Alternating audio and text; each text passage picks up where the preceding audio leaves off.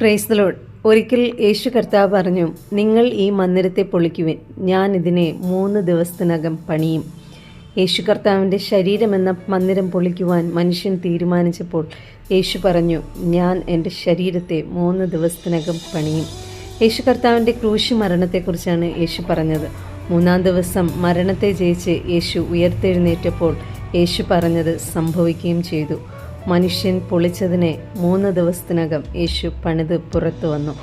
അങ്ങനെയാണെങ്കിൽ പ്രിയ സഹോദരങ്ങളെ, നിങ്ങളുടെ ജീവിതത്തിൽ എന്താണോ പൊളിഞ്ഞു കിടക്കുന്നത് അതിനെ പണിയുവാൻ യേശു കർത്താവിന് കഴിയും. മനുഷ്യൻ മറ്റൊരു മനുഷ്യൻ്റെ ജീവിതത്തെ പൊളിച്ചു കളയുമ്പോൾ, തകർത്ത് കളയുമ്പോൾ അതിനെ തിരിച്ച് പണിതു കൊടുക്കുവാൻ മനുഷ്യന് കഴിയുകയില്ല. എന്നാൽ നിങ്ങളുടെ ജീവിതം തകർക്കപ്പെട്ടുവോ പൊളിഞ്ഞുപോയോ അതിനെ പണിയുവാൻ യേശു കർത്താവിന് കഴിയും.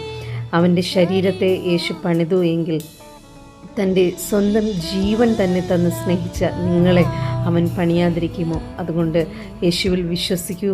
യേശു നിങ്ങളെ പണിയും. നിങ്ങളുടെ ജീവിതത്തെ യേശു കർത്താവിലേക്ക് കൊടുക്ക്. യേശു നിങ്ങളെ ഉയർത്തും. God bless you. ആമേൻ.